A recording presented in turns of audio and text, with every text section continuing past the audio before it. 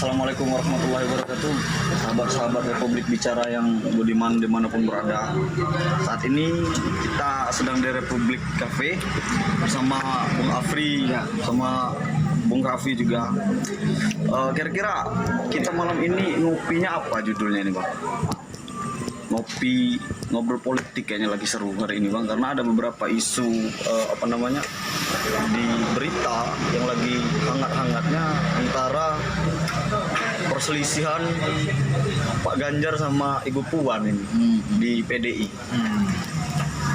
Ini terkait apa itu? Merujuknya ke kontestasi Pilpres 2024 bahkan ini. Karena di pemberitaan itu lagi gencar-gencarnya membicarakan elektabilitas, membicarakan isu-isu yang lainnya. Dan kemarin ceritanya juga di dalam salah satu acara PDIP di Jawa Tengah, Pak Ganjar ini tidak diundang kalau ceritanya. Ini menarik kalau menurut saya. Padahal dia sebagai gubernur ya. Sebagai gubernur orang nomor satu loh di Jawa Tengah. Akan tetapi kan kalau kata Ibu Mega tetap petugas partai. Oke. Seperti itu. Sampai-sampai Pak Ganjar memilih bersepeda ke mana? Kalau nggak salah itu ke rumahnya Bu Megawati ya kemarin. Jadi undang. Terus gimana, Bu? Ya, kalau saya sebenarnya ini menarik karena apa? Karena dia merujuk ke Pilpres untuk 2024. Sebenarnya siapa sih nanti yang akan dicanangkan oleh PDIP, atau ke Pak Ganjar ini sudah diwanti-wanti, atau memang seperti apa? Saya juga tidak terlalu tahu menahu, Bung. Padahal kalau bisa dikatakan ya mereka satu payung ya gitu, Bung, di dalam PDIP ya. Tapi kok ada perselisihannya kayak gitu, mungkin ini menarik memang kalau untuk dibahas. Menarik. Kalau sahabat-sahabat Republik Bicara, ini boleh nanti dituliskan di kolom komentar terkait isu-isu yang seperti ini, terkait apalagi isu-isu yang merujuk ke arah Pilpres 2024 nanti, yang nantinya siapa sih yang akan menggantikan Pak Jokowi ini? Siapa sih yang terbaik untuk memimpin negara ini nanti? Pak Ganjar kah? Pak Ridwan Kamil kah? Atau Ibu Puan kah? Atau Pak Prabowo kah? Atau mungkin Pak Prabowo ya. Bisa jadi, Bung. Bisa jadi gitu, tidak ada yang tahu. Kalau menurut Bang Kapi, ini kira-kira gimana?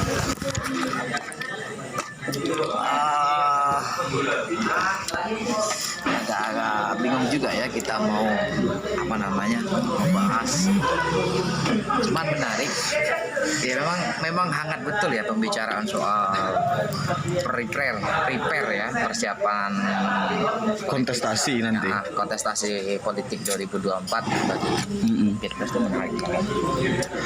Hanya gini, Bung, yang seringkali tidak kita perhatikan adalah peranan anak-anak muda, ya kan? Peranan anak-anak muda, pelajar, mahasiswa dalam konstelasi politik itu masih sangat belum tampak. Minim memang. Iya, minim. Mungkin publik itu bertanya-tanya kan, idealnya mereka sikapnya gimana sih terkait politik nasional itu. Bukankah satu pilihan menentukan terpilih dan tidaknya seorang presiden? Ya, satu suara itu sangat menentukan. Itu akhirnya mengundang sebuah pertanyaan, anak muda harusnya gimana menyikapi konstelasi politik nasional? Apakah dia harus include menjadi orang yang berjuang di situ, memenangkan salah satu paslon, atau gimana? Nah, mungkin ini yang menarik untuk kita bahas, sehingga kita tahu apa yang harus kita lakukan atas dasar pemahaman yang kita dapat. Tidak kemudian buta, ya kan? Kadang orang itu yang sering kita lihat kan buta ya. Iya. Dia buta sehingga dia tidak terlalu memahami gagasannya apa, track recordnya bagaimana, dan seterusnya. Itu kadang-kadang tidak dijadikan sebagai tolak ukur. Nah, mungkin itu yang menarik, Bung Reda. Kita perbincangkan peranan anak-anak muda terkait konstelasi politik nasional, khususnya Pilpres 2024 itu menarik banget. Sebab kalau berkaca pada konstelasi 2019, sepertinya KNPI Cipayung di tingkat pusat itu tidak ada yang kemudian secara lebih jelas mengambil sikap, ya kan? Ya kan? Atau jangan-jangan Taruna begitu. Atau jangan-jangan begini bang, apa namanya, sekelas organisasi-organisasi tingkat nasional ini juga berafiliasi ke salah satu pasangan calon. Kecenderungannya kalau dari masa ke masa organisasi itu memiliki afiliasi ke partai.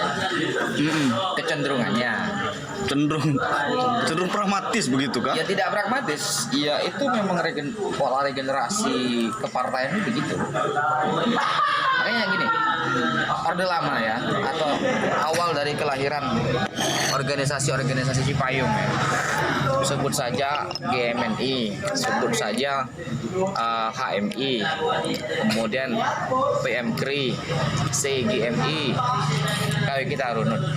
GMNI sangat dekat atau berafiliasi secara politik ke PDI. dulu PNI. PNI ya? PNI itu nanti bermetamorfosis menjadi PDI. Kemudian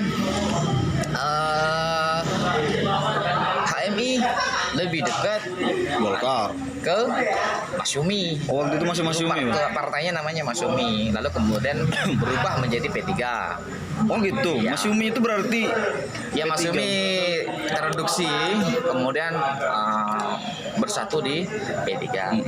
Kemudian ada CGMI. CGMI berafiliasi dengan partai PKI. Ya, underbo-nya PKI gitu. Dan seterusnya, PMKRI artinya juga tidak ada masalah ketika ini memang berafiliasi begitu ya bang? Tidak ada masalah, karena maklumat Bung Hatta itu kalau kita telah kembali setelah berdirinya negara adalah bagaimana kemudian peran mahasiswa, pemuda mahasiswa itu harus real perannya terhadap ranah politik.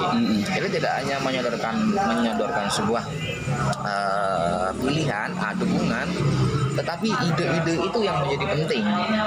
Baik maklumatnya Bung Hatta, Bung Karno, dua-duanya menginginkan pasca terbentuknya negara ini untuk menghadirkan mereka ini sebagai kontrol dan sekaligus ide-ide visioner. Agent. Iyalah bahasanya hari ini agen of change and control. Iya. Itu kalau di Orde Lama. Dan itu berkembang sampai Orde Baru. Nah kalau hari ini kira-kira idealnya kami nih, kita semua selaku pemuda, kalau ukur untuk menentukan sikap akan memilih salah satu calon nanti itu kira-kira bagaimana bang? Kalau Bung Apri sendiri bagaimana kira menurut Bung Apri? Ya kalau menurut saya ketika ini berapresiasi ya tidak masalah. Akan tapi yang menjadi pertanyaan independensi dari organisasi tersebut. Ini seperti apa? Ketika dia di kader dan lalu berapresiasi ke partai, dan ini menjadi pertanyaan, mungkin menjadi pertanyaan saya sendiri. Enggak maksud saya kalau menurut Bung Apri secara pribadi ini nanti tolak ukur kita untuk memilih atau menentukan sikap salah satu calon misal Capres 2024 ini seperti apa? Mungkin begini bang ya. Kalau saya sangat mengharapkan seorang capres yang tidak terlalu dekat sama Orde Baru, kira-kira seperti itu. Kalau bisa. Tadi ada menarik pernyataannya Bung Apri ya. Organisasi gerakan pemuda mahasiswa harusnya independen dan tidak memiliki hubungan yang intim terhadap partai. Nah, ini menarik. Artinya apa? Fakta sejarah telah mengatakan kepada kita bahwa seluruh organisasi pemuda mahasiswa itu rata-rata berafiliasi dengan partai. Ya. Lalu kemudian Orde Baru memang tidak semua organisasi berafiliasi secara lebih serius. Kenapa tidak berafiliasi secara lebih serius karena dui partai. Artinya partai itu dibatasi. Jadi Orde Baru itu polanya kayak Amerika, cuma 2 partai. Ya kan? Kalau di era Orde Baru ada Partai Golkar, PDI dan P3. Jadi seluruh kelompok agama itu dicampurkan di Partai P3. Kalangan nasionalis itu ditumpuk di PDI. Dan kemudian sipil, biasanya sipil TNI masuknya ke Golkar. Sehingga apa?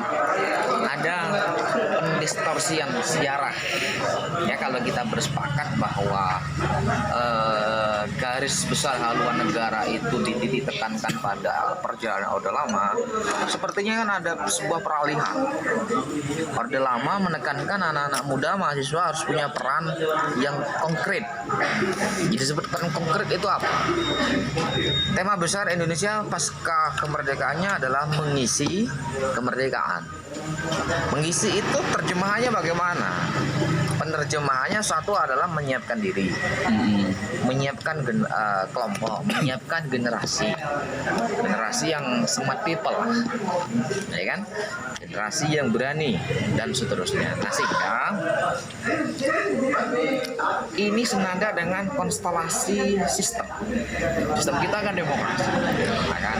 Kebetulan kita berpartai.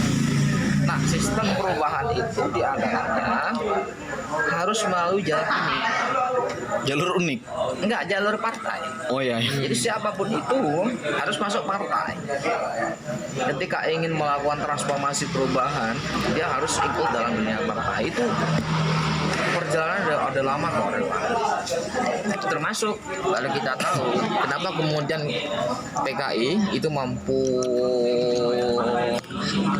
mengisi kementerian di beberapa, ya, kalau tidak salah ingat 30-40% itu sudah diisi oleh orang-orang PKI. Ya, dikala Bung Karno mulai mengayunkan perhatian ke PKI. Di saat dia juga ada tekanan kuat dari Mas Yumi. Nasakom itu ya, Bang? Menjelang Nasakom. Menjelang Nasakom. Belum pada tahun 65-nya. Nah, konteks ini adalah berubah kemudian ketika reformasi sampai hari ini. Ya kan? Peralihan dari Orde Baru ke reformasi ini kan tak menentu arah. Ya kan? Tadi kita mereview Orde Lama, semua itu menekankan anak-anak muda harus punya peranan yang nyata dalam mengawal kemerdekaan. Yang kedua, mengisi kemerdekaan. Karena payungnya adalah partai, maka kemudian mahasiswa pemuda salah satu pion-pion yang dipersiapkan untuk masa depan. Program kaderisasinya ada di situ.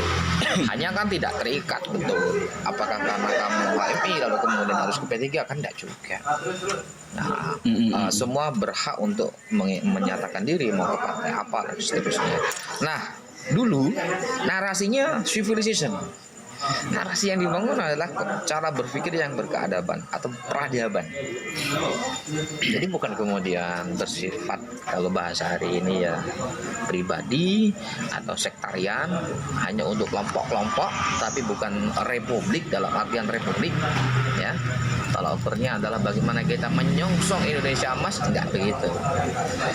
Nah, reformasi ke sini tentu kita dihadapkan dengan beragam tontonan, ya. Ada yang dia sebetulnya melawan dukungan dan kampanye terhadap paslon A, paslon B, ya. Tetapi secara konstitusi tidak semuanya itu berani, secara lebih gentle, ya kan? Iya. Misalnya PMI tidak secara gentle berafiliasi dengan PKB, ya. GMNI tidak secara lebih jamblang melakukan dukungan PDI. Kami tidak secara lebih gamblang melakukan dukungan terhadap PKS. Padahal kalau kita pahami, semuanya sebetulnya berpartai. Dekat ya, Bang. Sangat dekat. Karena semua aktivis sadar langkah-langkah untuk melakukan perubahan sosial itu diantaranya jalan pertama yang harus dia tempuh partai. Nah, hanya persoalannya adalah partainya. Partai apa? Ya, sistem partainya seperti apa? Apakah sistem partai itu bersifat kekeluargaan. Misalkan kalau kita ingat preview sekitar 1-2 bulan yang lalu terjadi sebuah gejolak yang serius di Partai Demokrat ya. Iya, adanya KLB Adanya dari KLB, kelompok Muldoko. AHY di apa namanya? Diisukan atau memang sudah tidak menjadi isu ya, menjadi kenyataan ya, politik Dinasti. partai dinasti. Padahal di berbagai lini juga terjadi. Iya, iya. Nah itu kalau untuk potret tentang peran pemuda mahasiswa dalam konstelasi nasional dari berbagai fase. Nah, bagaimana kita mereview hari ini? Ya kan? Iya. Ya. Nah, kalian lah sebagai mahasiswa kan? Jadi Gimana? kalau menurut saya pribadi ya Bung, menyambung pertanyaan Bung tadi, ya ketika memang ini peran pemuda lebih gede, saya rasa pemuda lebih intent lagi. Artinya begini Bung, pemuda juga harus mengisi di bagian-bagian pengawasan Bang. Contoh Bawaslu, Bawaslu atau bisa dikatakan Komisi Independen Pemilu. Nah, lebih terjun ke situ lagi, karena yang kita lihat hari ini pengrekrutan Bawaslu maupun Komisi Independen Pemilu itu ya kurang gimana ya? Artinya tidak banyak pemuda yang terjun ke lapangan seperti itu. Ya, Itu Bu. Jadi kalau menurut saya pribadi ya terkait apa pengrekrutan ya mungkin lebih dibatasin umurnya, ya kira-kira pemuda yang lebih mampu mungkin yang memasukinya. agak sulit sih kalau apa namanya, teman-teman mahasiswa harus terlibat pada suksesi pilpres, itu agak sulit. Hanya yang memungkinkan diantaranya adalah menurut saya pribadi, bagaimana kemudian kita hari ini institusi mahasiswa atas dasar intra atau ekstra kampus ataupun kepemudaan adalah dengan menilik balik Indonesia hari ini. Mengkaji berarti. Kita harus melakukan kajian secara lebih mendasar, secara lebih eksplisit. Kondisi kita hari ini tuh gimana? Sehingga melahirkan apa sih nanti yang akan dibutuhkan bangsa ini. Yang sehingganya secara konfigurasi dari sekian kebutuhan, public figure mana yang kemudian mampu untuk membawa itu. Maka penting sekali data objektif ekonomi kita hari ini pada kuartal berapa, ya, perkembangannya itu berapa, kemudian pendidikan kita bagaimana, sumber daya alam kita bagaimana, infrastruktur itu dan seterusnya. Nah ini yang harus kita kaji. Kita punya data dalam perspektif mahasiswa, punya perspektif kan nggak beda jauh. Konstelasi semacam ini kayak konstelasi pilihan pilpres mahasiswa. Apa hal yang paling elementer yang harus dipersiapkan? Adalah konstitusi itu sendiri dan orientasi konstitusi. Nah, baru kemudian bicara public figure. Apakah Puan yang cocok? Apakah Prabowo yang cocok? Lalu apakah Ganjar yang cocok? Meskipun Ganjar hari ini ratingnya atau menurut hasil survei ratingnya tertinggi ya. Tinggi. Siapa lagi Bung selain Ganjar Bung? Ada isinya Pak Ridwan Kamil juga, Gubernur Jawa Barat. Barat, Hovifah ya. Dia Gubernur Jawa Timur juga. Ya memang akhir-akhir ini kita kembali ke topik utama tadi ya. Kita memang lagi digoyang. Kalau kemarin Demokrat menggoyang kanal-kanal media Indonesia, maka hari ini yang mau menggoyang PDI kan ya, lewat sosok Ganjar dan Puan ya. Iya. Dia mampu menghebohkan alam maya dan dia mampu mengambil concern pembaca, artinya manusianya, terkait berita ini. Bahkan sampai detik ini pemberitaan mengenai Puan dan Ganjar masih belum pernah berhenti, masih terus masif. Iya. Di ILC pun di TV One pun diangkat ya, Di mana-mana. di mana-mana diangkat. Dicetak online dan lain-lain itu semua ada. Lah, ini yang menjadi persoalan. Kenapa demikian? Apakah memang pola partai ini demikian? Atau memang ini salah satu strategi kampanye partai itu seperti apa, bahkan seperti itu? Ya, Mungkin seperti itu ya. Ya, kalau kita berkaca pada konstelasi 2014, Jokowi itu belum final hingga 3 bulan sebelum Pilpres. Bahkan JK itu termasuk orang yang mengejek. Selesaikan dulu lah Pak Jokowi Di Jakarta Jakarta. ya. Iya, Pak JK termasuk orang yang ya bahasa katanya mengejek kan. Kamu selesaikan dulu lah Dek Jokowi di Jakarta. Tapi pada faktanya dia dikawinkan oleh Bu Mega. Dan seingat saya hasil survei di tahun 2014, survei Jokowi emang paling tinggi. Tapi di situ ada Mega. Ya. Mega itu ketua umum PDI. Dan itu artinya Bu Mega puasa 10 tahun juga pingin dong nyapres. Tapi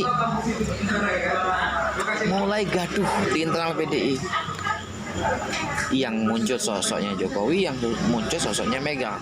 Gaduhnya kan lama juga. Nah, konstelasi ini kembali terjadi di Puan dan Ganjar. Hanya bedanya kalau Ganjar itu gubernur Jateng, kalau dulu Jokowi gubernur DKI. Bu Mega sebagai ketua umum dan Puan hari ini dan mendatang adalah sosok yang difigurkan akan menahkodai PDI sebagai pengganti atau pelanjut Trah Soekarno. Nah, ini kira-kira begitu. Maka perdebatan yang sering kali muncul, ya sah saja kalau Puan karena dia melanjutkan generasi Soekarno. Tapi persoalannya di dalam dunia maya hari ini juga kan banyak yang menginginkan Ganjar. Lantaran Ganjar elektabilitasnya jauh lebih tinggi dan dekat dengan rakyat, programnya juga jelas di Jawa Tengah misalkan. Ini kan bagian-bagian tolak ukur kan. Iya. Padahal masih cukup lama ini kontestasinya 2024. Sekarang itu baru 2021. Tapi sudah dihembuskan isu-isunya ya, Bang. Bahkan sudah banyak survei-surveinya. Ya persis Jokowi. Jokowi itu sepertinya tidak genap 1 tahun memimpin Jakarta. Atau 1 tahun lebih dikit kayaknya. Tidak begitu lama. Ya karena memang butuh subsidi elektabilitas yang amat banyak. Iya. Ya karena demokrasi kita ini kan seringkali hari ini kita pahami tidak pada visi negara, tapi lebih ke visi personal atau visi kelompok partai. Nah, seandainya kan titik tolak kita adalah visi negara, artinya dengan menghadirkan kembali GBHO atau garis besar haluan negara, nah itu akan menjadi berbeda narasinya. BHN ya, Bang. GBHO kan sudah tiada kan GBHO. Sama, kalau saya melihat ya baik Demokrat ataupun PDI ya sama dalam satu sisi mereka ya sedang ingin menunjukkan elektabilitasnya. Dan finalnya itu nanti pasti juga ada pada ketua umum partai tersebut ya, Bang. Tetap itu.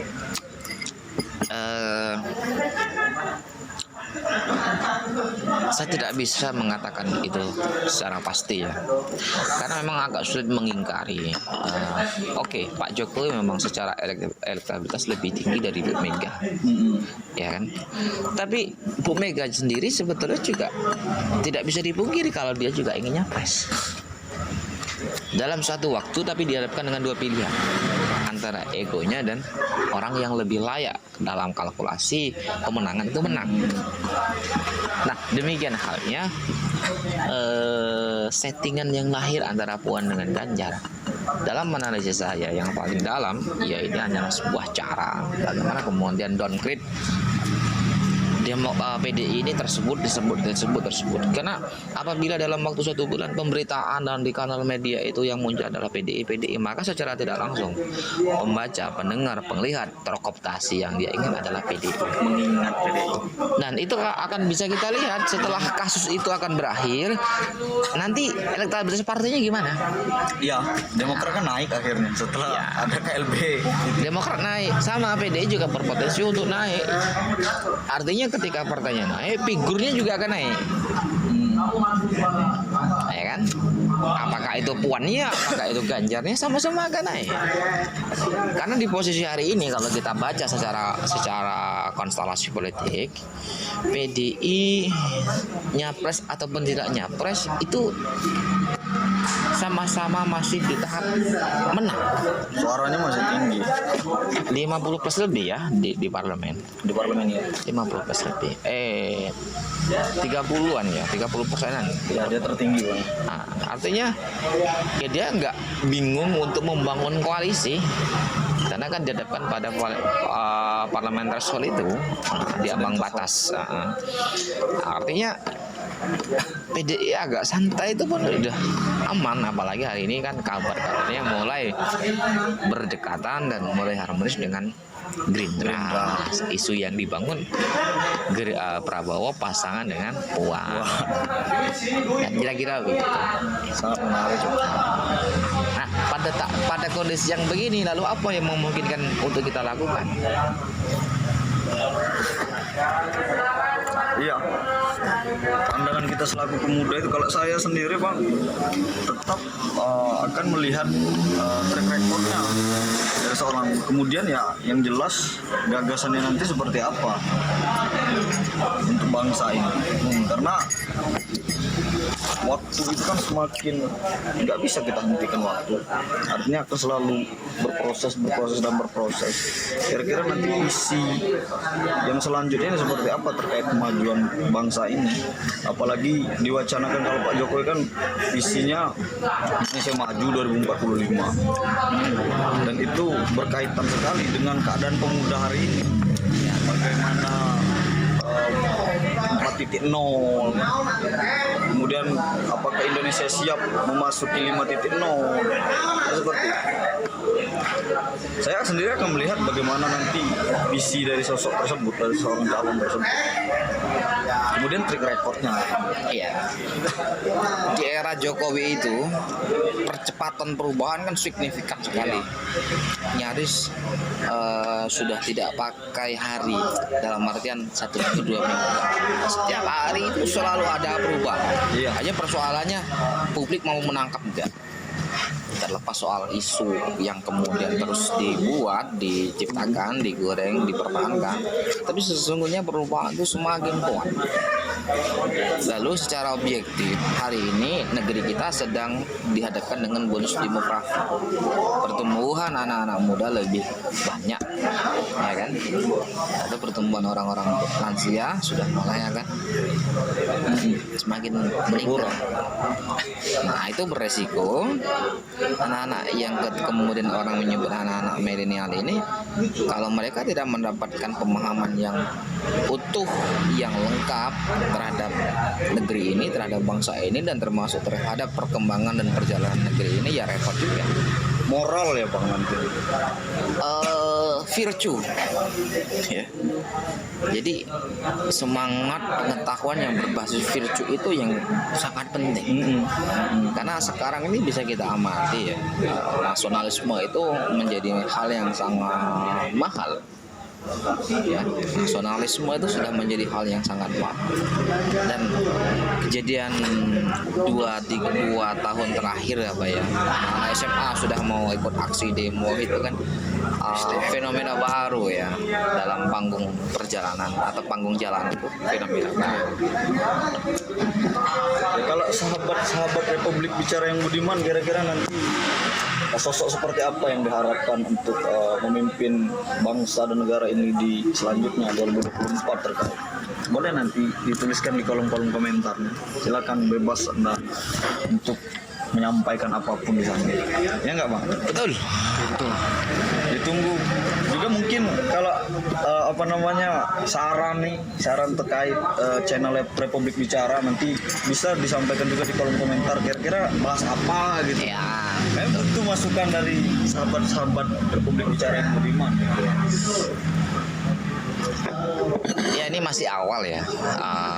Kita membaca sosok figur calon capres cawapres itu ya saat ini memang belum bisa kita patenkan atau belum bisa kita baca secara pasti. Artinya dalam andaian saya semua partai hari ini sedang memanasi mesin, Mempersiapkan kader. mempersiapkan partai, mempersiapkan kader untuk dirunningkan setidaknya 1 tahun mendatang. Tapi bagi partai yang udah bagus, sudah punya basis yang real, ya dia memang sudah agak lebih santai. Ya, kayak PDI, Golkar malah lebih sejak dari awal ya mencalonkan Erlangga sebagai capres, itu lebih awal. Terlepas kita belum membaca kembali hendak dengan siapa dan berkoalisi dengan partai apa yang bakal dia, kan itu belum bisa kebaca. Tapi khusus Demokrat dengan PDI, kasusnya hampir sama ya. Hari ini yang lagi mau dipanasi itu mesinnya. Namun ini bukan sebuah akhir, ini adalah awal ya, awal dari setting eskalasi politik nasional. Dan tentunya tema-tema semacam ini tidak kemudian berakhir di obrolan ini, tentu masih ada season-season lanjutannya. Ya intinya hari ini kita sebagai anak-anak muda memberi pengarahan atau mengajak kepada sesama anak-anak muda untuk kembali memahami kebutuhan negeri ini, kebutuhan negara ini, dan langkah-langkah negara ini mau kemana. Iya. Menjadi sangat penting ya. Sebab ada orang bilang begini, belajar tanpa guru sama dengan Setan sesat. artinya perjalanan negara ini kan harus terkalkulasi secara sedemikian rupa baiknya, punya sistematika yang jelas ya, dan punya arah yang jelas, tahapan yang jelas, sehingga tidak bisa kemudian begitu saja mengalir tidak. Dia harus punya target-targetan yang jelas. Nah, sehingga dari skema perubahan dalam jangka panjang, dalam waktu jangka panjang yang panjang, kita bisa melihat hari ini pemerintah sudah sampai sini. Iya. Dan seterusnya dan seterusnya. Tidak bisa kemudian dia sekadar mengalir saja, tidak bisa. Itulah tugas kita anak-anak muda, kembali memahami kondisi objektif negeri ini. Kita berada dalam kondisi yang bagaimana, memiliki kebutuhan negara yang bagaimana, dan bagaimana kemudian solusi ini bisa terkawinkan oleh figur yang bisa mengakomodasi atau yang mampu mengakomodir kebutuhan-kebutuhan negara ini. Nah, khususnya anak-anak muda, saya masih kadang-kadang melihat begini ya.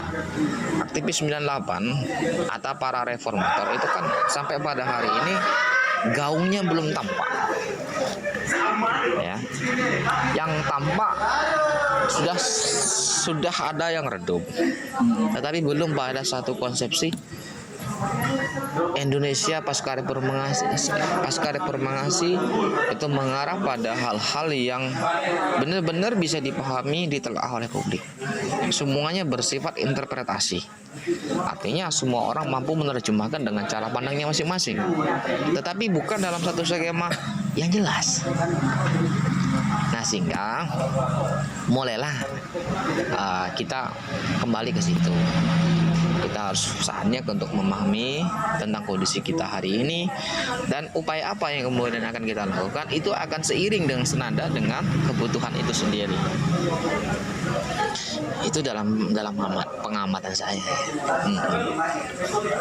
Artinya kita harus peka selaku generasi muda melihat kondisi hari ini yang berkaitan Iya. dengan negara dan diri kita sendiri, kira-kira seperti itu ya Bang. Betul. Ya, siapa lagi kalau bukan kita sebagai generasi selanjutnya. Maka sebelum kita sampai pada tataran waktu yang disediakan untuk memimpin negara ini, ya kita butuh tim ya, karena negara ini kan negara republik, artinya negara yang segala sesuatunya dikerjakan secara bersama-sama. Iya. Tidak bisa membawa perubahan besar di monopoli atau dimotori satu orang, nggak bisa kok. Itulah kemudian presiden butuh menteri, ya kan? Parlemen butuh komisi-komisi. Iya. Kenapa DPR tidak satu? DPR banyak komisi. Itu menandakan apa? Perubahan di negeri ini tidak bisa dijalankan oleh satu orang, satu kelompok, nggak bisa. Nah, kita harus bersama-sama membangun negeri ini ke arah-arah yang lebih visioner, ke arah-arah yang lebih konkret, ya. bagi saya arah itu harus konkret, tidak bisa spekulatif. Ya, Ya. kalau pendekatannya lebih spekulatif itu tidak soal, tapi tujuannya kemana itu harus konkret. Nah, sosok seperti apa? Nah, sosok yang tentunya ya dua-duanya masuk ya, Ganjar itu masuk, Puan itu masuk. Semeskipun opini publik yang paling banyak keluar itu kan Pak Ganjar gitu ya.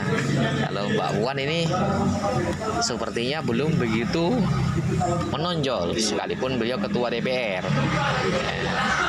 Tapi kalau pemberitaan nama dia sangat kuat. Tapi perihal apa yang dia perjuangkan, coba kita review selama beliau jadi ketua DPR. Sepertinya masih bahasa Jawanya nggak enakan mau mengkritik Jokowi, karena satu partai gitu ya, presiden dari PDI, ketua DPR dari PDI. Nah inilah menjadi tidak begitu efektif demokrasi jalan, karena dikuasai oleh satu partai gitu. Ya, mungkin itu dulu obrolan kita malam ini Bang. Boleh, Nantilah kita bahas-bahas yang lain. tunggu season-season selanjutnya. Selanjutnya ya, terkait isu-isu hangat di Ya, negara ini. iya, Republik hari ini ya, Republik hari ini. Oke. Kita bahasnya santai-santai saja. Santai-santai. Iya, Ya, terima kasih sahabat-sahabat Republik Bicara yang budiman. Semoga dimanapun sahabat-sahabat berada, sahabat-sahabat selalu diberikan kesehatan oleh Tuhan Yang Maha Kuasa.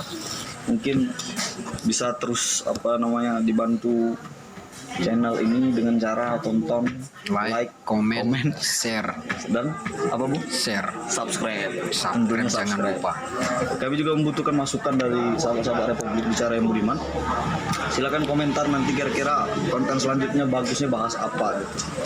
Mungkin itu dulu sahabat-sahabat semua. Wassalamualaikum warahmatullahi wabarakatuh.